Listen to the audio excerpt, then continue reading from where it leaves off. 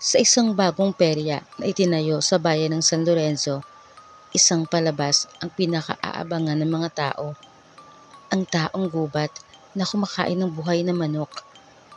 Pagkamat ang gimmick na ito ay hindi na bago, marami pa rin ang nananabik na mapanood ang nasabing taong gubat sa aktwal nitong pagpapalabas, habang ang mga tao ay puno ng pananabik na makita ang taong gubat.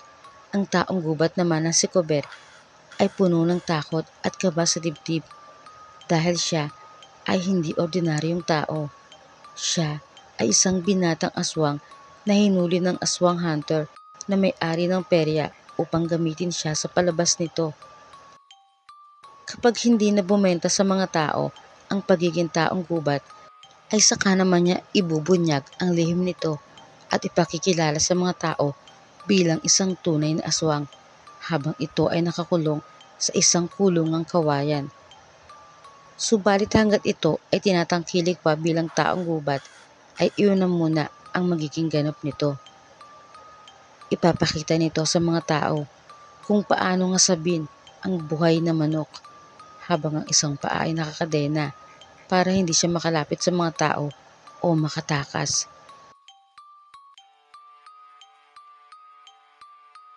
Sunod-sunuran si Cober sa aswang hunter na si Damian dahil hawak din nito ang lola niyang aswang na nangihina na. Nakagapos ito sa basement ng bahay ni Damian. Kapag hindi siya sumunod sa kagustuhan nito, ay pagbubuhusan daw nito ng isang sakong asin ang matandang aswang, isang tawag lang sa tauhan na nagbabantay dito. Sa kaibuturan ng isip at kalooban ng binatang aswang, ipinangako niya sa sarili na makakuha lang siya ng pagkakataon ay gagantihan niya ang aswang hunter. Gugutay-gutayin niya ang bawat parte ng katawan nito. Sisiguraduhin niya na matitikman nito ang lupit na kanyang paghiganti. Sa araw ng pagtatanghal ni Cober sa bayan ng San Lorenzo, sinadya siyang gutumin ni Damian nang sa gayon ay maging maganda ang pagtatanghal niya sa mga tao dahil gutom na gutom talaga siya, kaya kakainin niya ang hilaw na manok na tila hayok na hayok sa pagkain. Ang anak ni Damian na si Rona ay nakaramdam ng awa habang pinapanood mula sa likod ng kortina ang binatang aswang. Batid niyang hindi makatarungan ang ginagawa ng ama sa bihag nilang aswang, ngunit wala siyang magawa. Isa siyang mahinang nilalang na sunod-sunuran lang din sa kanyang ama mula pa man nang mamatay ang kanyang ina. Hindi na siya nito pinag-aral at ginawa na lang alipin sa peryang negosyo nito.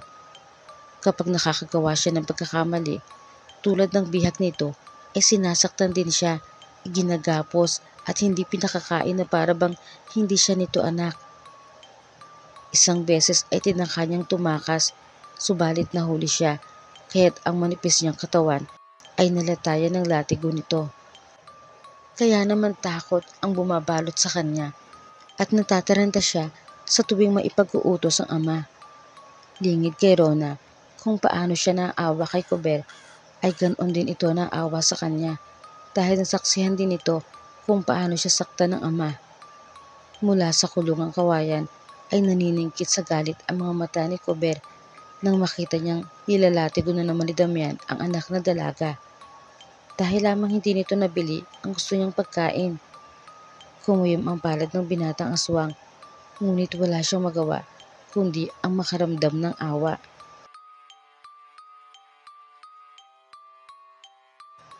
Magkakaroon ulit ng pagtatanghal si Cober sa ibang bayan naman. Habang nasa biyahe at nasa manibela ang ama, palihim na nilapitan ni Rona ang bihag na nasa likuran ng malaki nilang sasakyan. Inabutan niya ito ng tinapay. Nanginginig ang kamay na tinanggap iyon ni Cober. Pinasalamatan niya si Rona. Batid ng dalaga na si Cober at ang lola nitong aswang ay namuhay ng normal at hindi bilang aswang bago pa man ito nahuli ng kanyang ama at ng mga tauhan nito. Kaya alam niya na palaging kumakalam ang sikmura nito ngayong bihag na nila ito. Tinanong ni Cober si Rona kung maaari ba nitong tulungan na makatakas ang kanyang lola. Hindi makasagot ang dalaga. Natatakot kasi siya na mahuli ng tatay Damian niya. Kung siya nga ay hindi makatakas, paano pa niya maitatakas ang iba? Nangako si Kuber na sa oras na makatakas ang lola niya at makatakas din siya, ay isasama na niya si Rona. Ilalayo niya ito sa malupit nitong ama. Napayuko na lang ang dalaga, ngunit bago lumayo sa binata, ay nag-iwan ito ng salita na titignan niya kung ano ang kanyang magagawa. Mula noon ay palaging palihim na nag-uusap ang dalawa.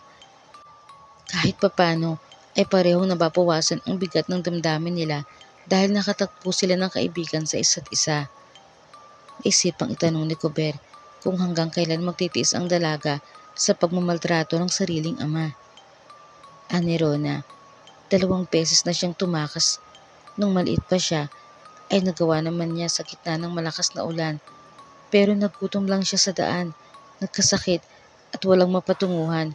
Wala rin siyang natagpuan na makakatulong sa kanya, kaya't kusang loob siyang bumalik sa tatay Damian niya. Nung 2 beses ay dalaga na siya, ngunit nahuli siya nito at naparusahan.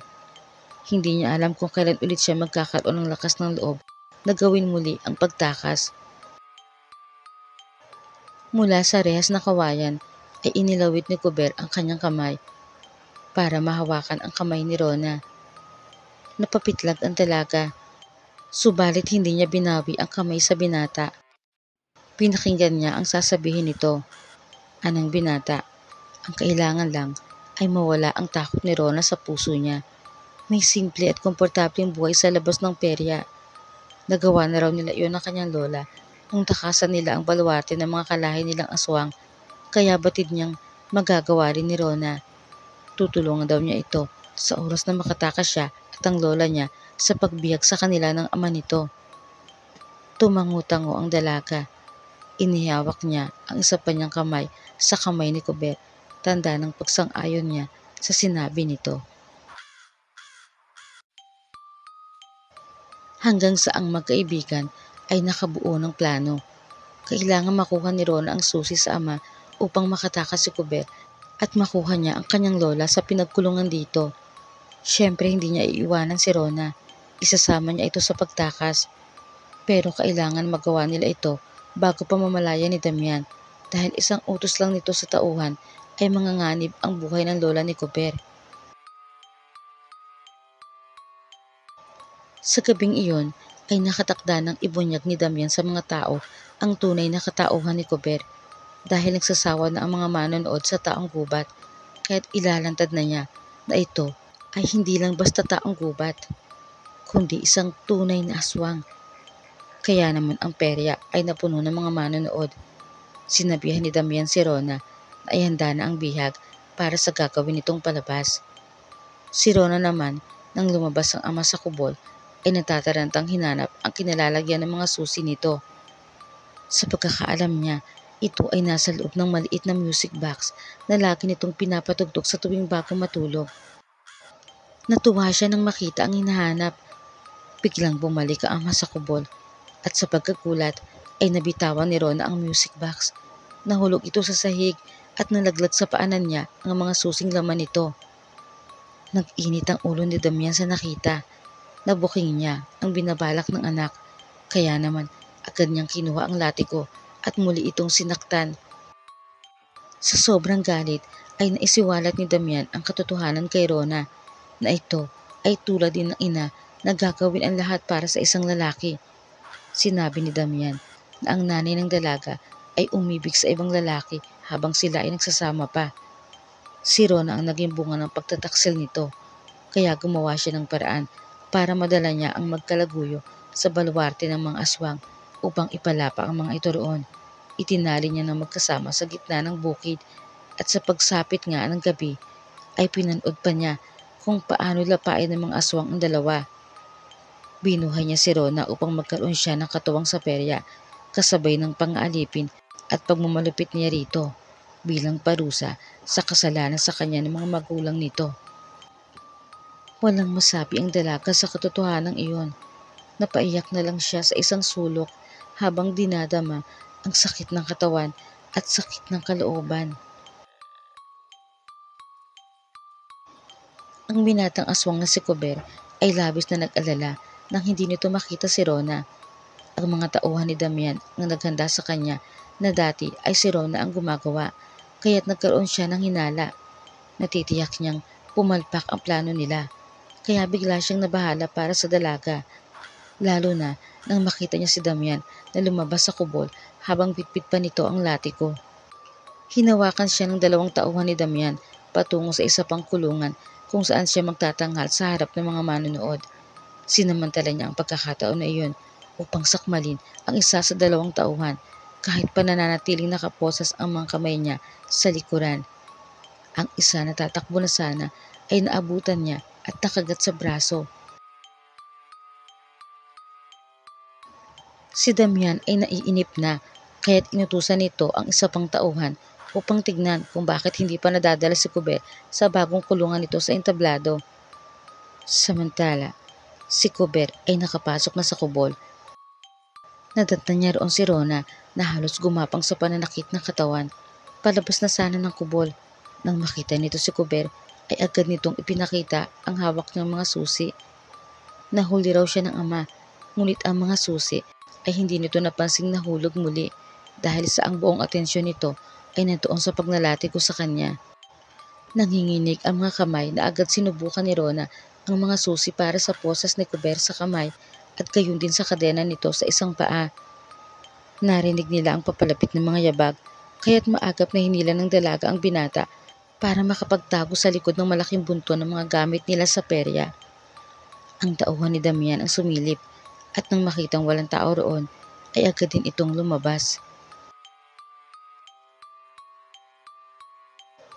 Galit na galit si Damian nang malamang nakatakas si Kuber at tinangay pa nito si Rona. Alam niya kung saan pupunta ang mga ito, sa bahay niya, upang kuhanin sa basement ang lola nitong aswang. Agad niyang tinawagan ang tauhan na bantayang mabuti ang matandang aswang at huwag hayaang makapasok doon sina Kuber at Rona. Ibabalik niya ang dalawa kung saan daw nararapat ang mga ito. Tapos ay sinabihan niya ang mga tauhan na pakalmahin muna ang mga naghihintay at naiinip ng mga manonood at aayusin lang niya ang para sa kanya ay konting gusot lang dahil malaki ang kumpiyansa niya sa sarili bilang isang aswang hunter. Agad na siyang sumakay sa sasakyan para sundan ang dalawa. Dahil nangihina ang katawan ng dalaga, kaya't pinasan ito ni Kuber at saka mabilis na tinakbo ang daan patungo sa bahay ni Damian upang iligtas ang lola niya. Nang marating nila ang lugar, ay agad silang sinalubong ng mga bala. Mabuti na lang at naiwasan nila ang mga yon. Itinago muna ni Kuber si Rona sa likod ng malalagong halaman at nangakong babalikan ito roon. Buo na ang loob ni Kuber, ngayong dalawa na ang pinoprotektahan niya. Sa kauna-unahang pagkakataon ay pinairal niya ang bangis ng isang aswang upang labanan ang masasamang tao. Dahil sa liksi ng kanyang pagkilos ay madali niyang naiwasan ang mga bala at isa-isa niyang nagapi ang mga tauhan ni Damian. Nang maubos ang mga ito ay nagmamadali niyang pinuntahan ang lola niya sa basement. Agad niyang natanggal ang kadena nito gamit ang susi. Binuhat niya ang nangihinang matanda at sa kanya binalikan si Rona sa pinag-iwanan niya rito. Ngunit nabigla siya nang makitang hawak na ulit ito ni Damian habang nakatutok sa ulo nito ang baril. Sinabi ni Damian na kailangang isuko ni Kuber ang sarili kung gusto nitong makaligtas si Rona. Dala ng nag-uumapaw na galit, ang pambihirang lakas na taglay ng isang aswang ay nagising sa dugo ni Kuber at agad dumaloy sa kanyang katawan. Inilapag niya ang lola niya at sa isang kisap mata ay inatake niya ang aswang hunter na si Damian.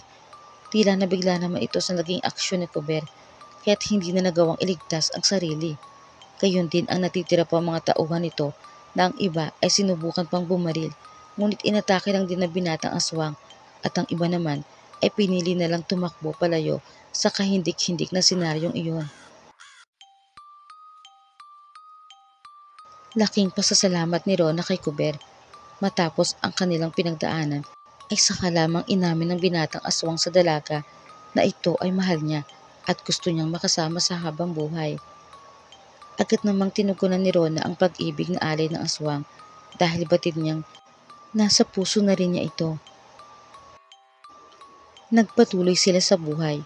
Iniwan nila ang perya dahil ayaw na nilang maalala ang mapait nilang karanasan doon.